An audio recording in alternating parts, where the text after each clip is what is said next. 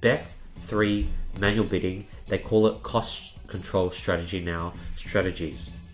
So this is what it looks like. If you scroll down to the bottom of your ads, you'll see optimization and delivery, and there's a cost cap, which is what's the max you're willing to spend. There's a bid cap, which is how much you're aiming to get, and that's sort of like the top. If you want $30 cost per purchases, they're only going to give you $30. And then there's target cost, where it's sort of like a leeway, where it's like $30. They might give you an extra, say, $35 cost per purchase, or inch down and get you like $25 cost per purchase. So those are the current 3 options in Facebook as of right now. And this obviously changes, but the theory behind it is basically the same over the past few years. So if you're watching this in 2-3 years time, the strategies I'm teaching you are gonna still apply. Now let's go over the 3 pro strategies. Strategy number 1. You want to start with 2 to 3x of your ideal cost per conversion and never change it. So if you want to get sales for $25, then you want to bid $50 to $75. Now that sounds insane, but it works. And since a lot of pros use this strategy now, you might even want to bid 4 to 5x, $100 to $125.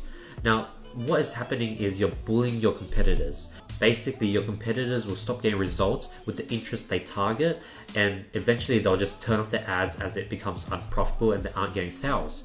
And you have to be ready for the first few days of just high cost per purchases and just losses, negative ROAS, until your competitors give up. Then you'll notice just a dip in cost per conversions out of nowhere. You might go from like $50 cost per conversion where you're just not profitable down to 10. And I've personally seen that happen. And that's sort of what's happening. It's called the bully strategy, and you're bullying everyone out of the market. Strategy number 2, you start with 2 to 3x your ideal cost per conversion, but instead of staying there, this time once you spend a lot and collect a lot of data, so this is sort of strategy 1, but near the end. Once it sort of slows down, what you want to do is you want to drop the bid real low, but increase the budget way up. So you want to decrease the bid from 75 down to 25, increase the bid from 1,000 to 10,000. And what this does is Facebook will start feeding you a bunch of cheap clicks and conversions, since it's trying to stick with the ad set's historical cost per conversion.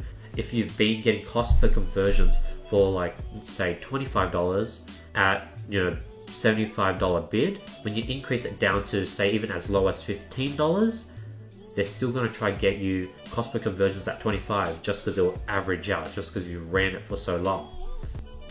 Strategy number 3, you want to have a high budget. This is a completely different strategy. You start with a super high budget and a low bid. Say if you're looking for $25 cost per conversions, you just bid for 25 or even 20 at a bid cap maximum, and then you slowly increase the bid. You go from 15 to 17, 18, 19, and you have like a $10,000 budget.